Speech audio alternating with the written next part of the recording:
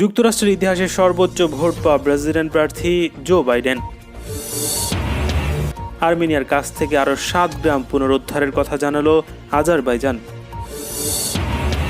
নির্বাচন পরবর্তী বিক্ষোভ ও সহিংসতার কবলে যুক্তরাষ্ট্র। ট্রাম্পের ভোট গণনা বন্ধের আহ্বানে কান দিলেন না পেনসিলভেনিয়ার গভর্নর।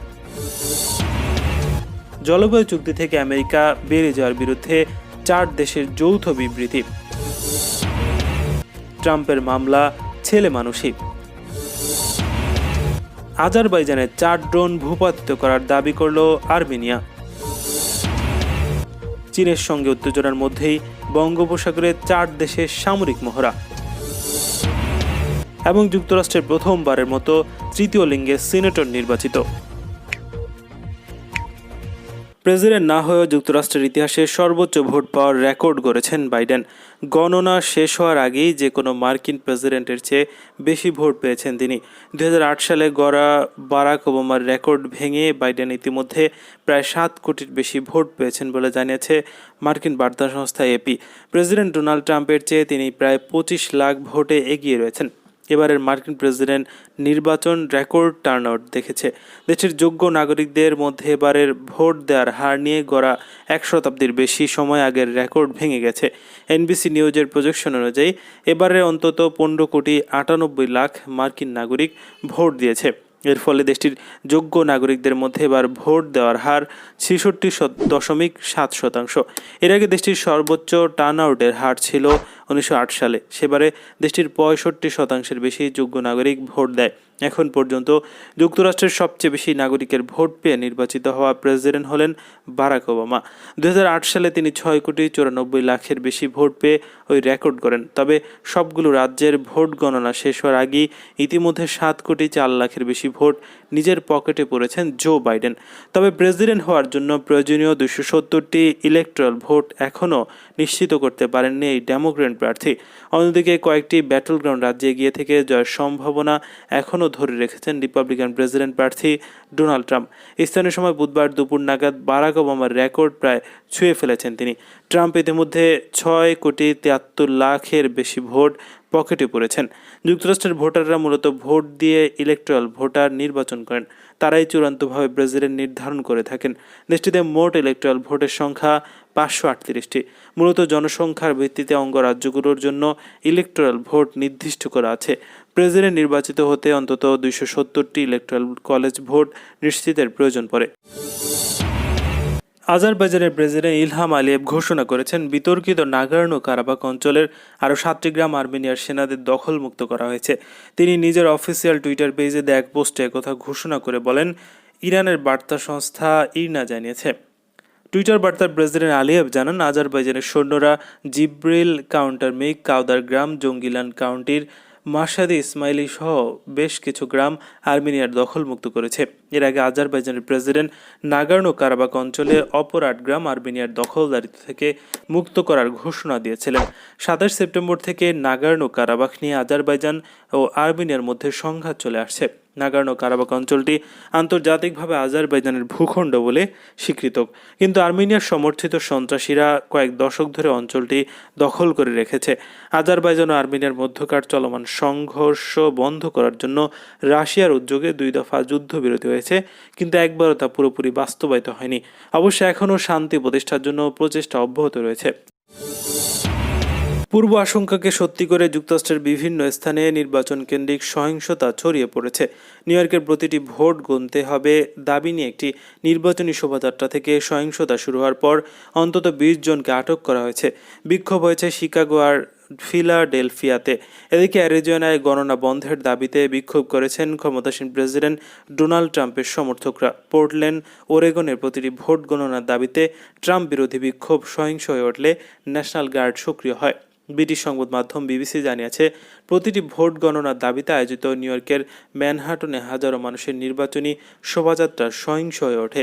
অ্যারিজোনার মেরিকোপা কাউন্টির একটি ভোট গণনা কেন্দ্রের বাইরে রিপাবলিকান সমর্থক বিক্ষোভকারীরা অবস্থান নেওয়ার পর ভোট গণনা বন্ধ করবে না কি করবে না এমন দ্বিধায় পড়ে কর্তৃপক্ষ। ট্রাম্পের পক্ষে পড়া ভোট গণনা করা হবে না, সামাজিক যোগাযোগ মাধ্যমে এমন দাবি ছড়িয়ে পড়ার পর ট্রাম্পের সমর্থকরা ভোট গণনা কেন্দ্রের বাইরে অবস্থান নেন।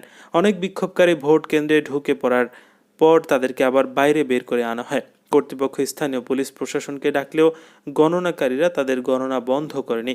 কয়েকটি পূর্বাভাসে অ্যারিজোনায় বাইডেনকে জয়ী বলা হলেও ব্রিটিশ সংবাদ মাধ্যম বিবিসি বলছে অ্যারিজোনার ফল কী হবে তা এখনও ধারণা করা যাচ্ছে না। বৃহস্পতিবার বেলা 12টা পর্যন্ত ম্যারিকোপা কাউন্টির 82% ভোট গণনা শেষ হয়েছে বলে, যেখানে জো বাইডেন এগিয়ে রয়েছে। এখনও 4 লাখ ভোট গণনা বাকি রয়েছে বলে জানিয়েছে কর্তৃপক্ষ। ফিনিক্স শহরটি এই কাউন্টির অংশ। ঐতিহ্যগতভাবে এটি রিপাবলিকান রাজ্য হলেও সম্প্রতি এটি দোদুল্যমান রাজ্যে পরিণত হয়েছে। যুক্তরাষ্ট্রের নির্বাচনে অ্যারিজোনা রাজ্যে জয় তুলে নিয়েছেন জো বাইডেন। সামাজিক যোগাযোগ মাধ্যমে এমন তথ্য ছড়িয়ে পড়লে ডোনাল্ড ট্রাম্পের সমর্থকরা ভোট গণনার একটি কেন্দ্রে অস্ত্রসহ উপস্থিত হয়ে বিক্ষোভ করেন। ভোট গণনা বন্ধ করতে মার্কিন প্রেসিডেন্ট ডোনাল্ড ট্রাম্পের আহ্বানে কান দিলেন না দেশটির পেনসিলভেনিয়া অঙ্গরাজ্যের গভর্নর। ভোট গণনা বন্ধ করতে ট্রাম্পের রিপাবলিকান পার্টির প্রচারণা দলের আহ্বান উপেক্ষা করে পেনসিলভেনিয়ার গভর্নর টম উলফ জানিয়েছেন তার রাজ্যে ভোট গণনা চলবে। এর আগে অভিযোগ করা হয়েছিল যে পেনসিলভেনিয়ায় ভোট ছিনতাইয়ের চেষ্টা করছে ডেমোক্রেটরা। ট্রাম্পের প্রচারণা দলের ডেপুটি ব্যবস্থাপক জাস্টিন ক্লার্ক বলেন, ডেমোক্রেটরা রিপাবলিকান ভোট বঞ্চিত করে সেগুলো কমিয়ে দেখানোর পরিকল্পনা করছে, তবে সেখানে ভোট জালিয়াতি কিংবা অনিয়মের কোনো অভিযোগ পাওয়া যায়নি। পেনসিলভেনিয়ার ডেমোক্রেট দলীয় গভর্নর টম উলফ বলেন, গণতান্ত্রিক প্রক্রিয়ায় প্রভাব খাটানোর এমন চেষ্টা লজ্জাজনক। তিনি আরও বলেন, প্রত্যেক পেনসিলভেনিয়ানবাসী ভোটের অধিকার রক্ষায় আমি লড়ে যাব। প্রতিটি ভোট যাতে গণনা করা হয় তার জন্য আমার সাধ্যের সবটুকু চেষ্টা করব। পেনসিলভেনিয়ায় কমে আসছে ভোটের ব্যবধান। এদিকে সবশেষ গণনা বলছে পেনসিলভেনিয়া রাজ্যে যেখানে ট্রাম্প বেশি ভোট পেয়ে গিয়েছিলেন সেখানে কমে আসছে ভোটের ব্যবধান। বৃহস্পতিবার সকাল 10:30টা পর্যন্ত মোট ভোটের 90% ভোট গণনা শেষ হয়েছে। 1,64,414 ভোট পেয়ে এগিয়েছিলেন ট্রাম্প। বুধবার সন্ধ্যা নাগাদ বাইডেনের তুলনায় ট্রাম্পের ভোটের ব্যবধান ছিল 3,79,639টি। ব্রিটেন, ফ্রান্স, ইতালি ও চিলি এক যৌথ বিবৃতি প্রকাশ করে প্যারিস জলবায়ু চুক্তি থেকে আনুষ্ঠানিকভাবে আমেরিকার বেরিয়ে যাওয়ার ঘটনা দুঃখ প্রকাশ করেছে। বিবৃতিতে পৃথিবীর তাপমাত্রা বেড়ে যাওয়ার বিপর্যয় ঠেকাতে প্যারিস জলবায়ু চুক্তির পরিপূর্ণ বাস্তবায়ন চাওয়া হয়েছে। ডোনাল্ড ট্রাম্পের নেতৃত্বাধীন মার্কিন সরকার গত বুধবার আনুষ্ঠানিকভাবে ওই চুক্তি থেকে বেরিয়ে গেছে। পৃথিবীর জলবায়ুর ব্যাপক পরিবর্তন এবং তার পরিণতি রোধ করার লক্ষ্যে জাতিসংঘের উদ্যোগে দীর্ঘ আলোচনা শেষে 2015 সালের 12 ডিসেম্বর প্যারিস জলবায়ু চুক্তি সই হয়েছিল। আমেরিকা সহ বিশ্বের 195টি দেশ ওই চুক্তিতে সই করে, যা 2016 সাল থেকে বাস্তবায়ন শুরু করা হয়। কিন্তু এর 1 বছর পর ডোনাল্ড ট্রাম্প আমেরিকার প্রেসিডেন্ট নির্বাচিত হয়ে ওই চুক্তি থেকে দেশটিকে বের করে নেওয়ার ঘোষণা দেন। মার্কিন প্রেসিডেন্ট জলবায়ু পরিবর্তন বা এর ক্ষতিকর প্রভাবের বিষয়টি অস্বীকার করে আসছেন। তিনি সাবেক প্রেসিডেন্ট বারাক ওবামার শাসনামলে স্বাক্ষরিত সব চুক্তি ও সমঝোতা থেকে আমেরিকাকে বের করে নেওয়ার সিদ্ধান্ত নেন। ট্রাম্পের নিছক গোয়ার্তুমির কারণে গোটা বিশ্বের বিপরীতে গিয়ে জলবায়ু চুক্তি থেকে বেরিয়ে যায় আমেরিকা। দেশটির চলমান প্রেসিডেন্ট নির্বাচনের ডেমোক্রেট প্রার্থী জো বাইডেন অবশ্য বলেছেন তিনি নির্বাচিত হলে আমেরিকাকে প্যারিস জলবায়ু চুক্তিতে ফিরিয়ে নেবেন। নির্বাচনে ভোট গণনা বন্ধের দাবিতে ট্রাম্প শিবিরের করা মামলার কঠোর সমালোচনা করেছে মিশিগান কর্তৃপক্ষ।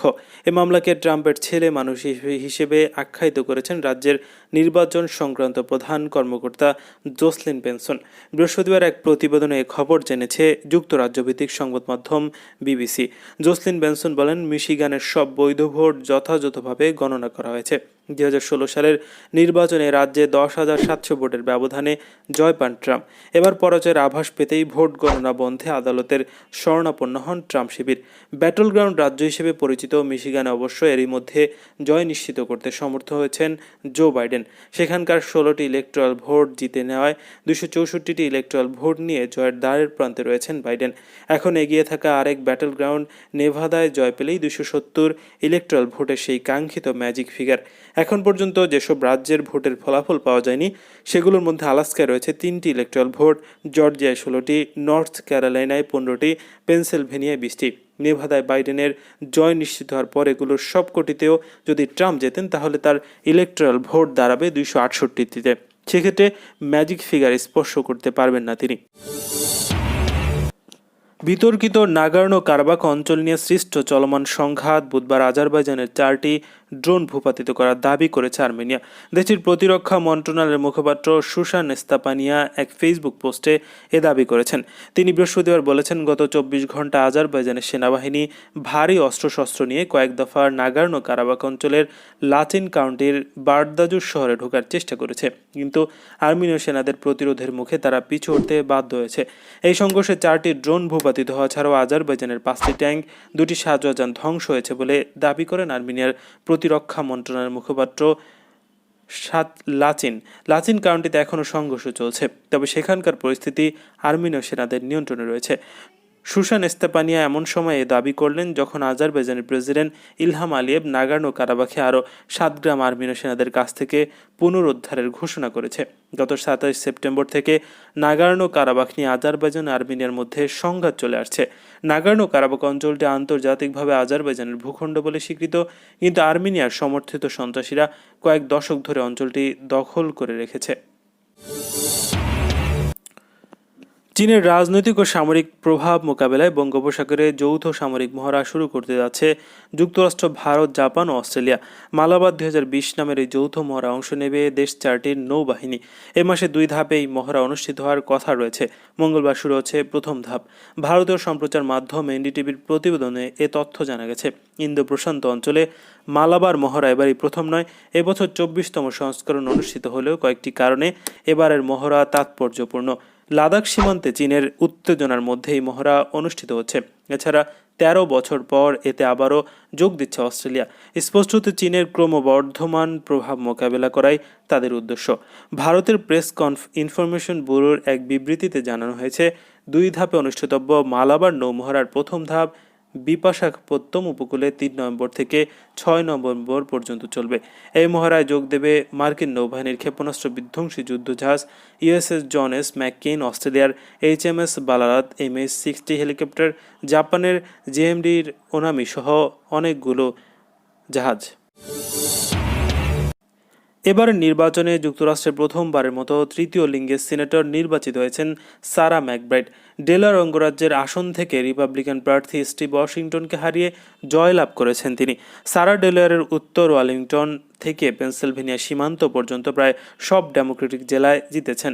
30 বছর বয়সী জিতেছেন সিনেট ডিস্ট্রিক্টর 86% ভোট। জয়ের পর এক টুইট বার্তায় সারা লেখেন, আমরা পেরেছি, আমরা সাধারণ নির্বাচনে জয় পেয়েছি, ধন্যবাদ। প্রথমবারের মতো প্রকাশ্যে তৃতীয় লিঙ্গ স্টেট সিনেটর হিসেবে তার অর্জন অন্যান্য তরুণ LGBTQ লোকদের স্বপ্ন অনুসরণ করতে উৎসাহিত করবে বলে মনে করেন তিনি। 1976 সাল থেকে সিনেটের এই আসনটি ধরে রেখেছিলেন ডেমোক্র্যাট নেতা হ্যারিস ম্যাকডোয়েল। এবার নিজ থেকে সরে গিয়ে সারাকে সুযোগ করে দেন হ্যারিস। সারা নির্বাচনী প্রচারের জন্য বেশ পরিমাণ অর্থ অনুদান পেয়েছেন। অক্টোবরের গোড়ার দিকে নির্বাচন অনুদান হিসেবে $2,70,000 বেশি পেয়েছেন তিনি।